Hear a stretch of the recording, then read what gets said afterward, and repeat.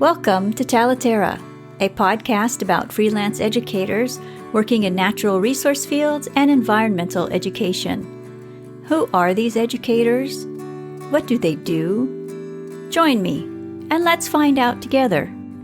This is your host, Tania Marien.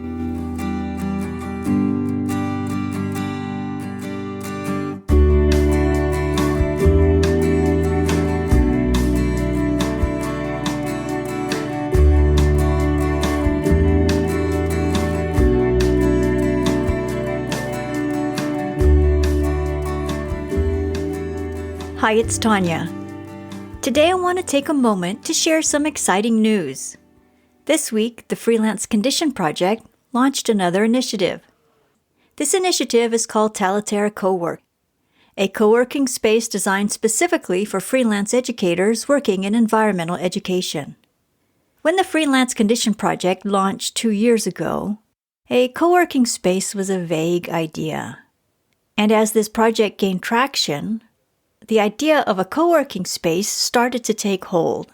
And so 6 months ago, I started to work on it seriously and started to investigate what this co-working space might look like.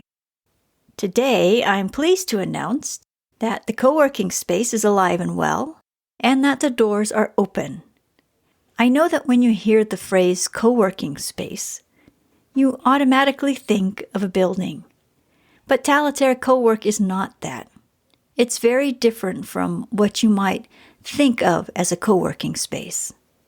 Unlike other co-working spaces that are designed to accommodate freelancers from any industry, Talaterra Cowork has a very specific focus and a very specific audience. This co-working space differs from a brick-and-mortar establishment in some other ways too. Instead of having a street address, Talaterra Cowork has a web address, and that means anyone can engage with the co-working space regardless of where they live. The design of this new co-working initiative was informed by what I've learned from environmental educators over the past 2 years.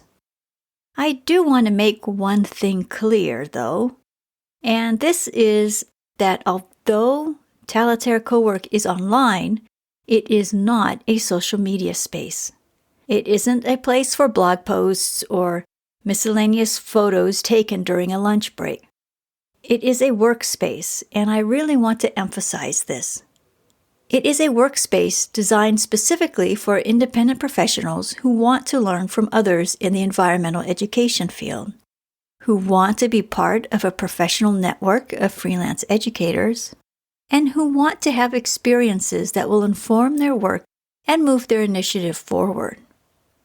And while this co-working space may not provide you with the physical amenities of a brick-and-mortar space, for example, a desk, it does provide you with what you need to be successful when working within a co-working space.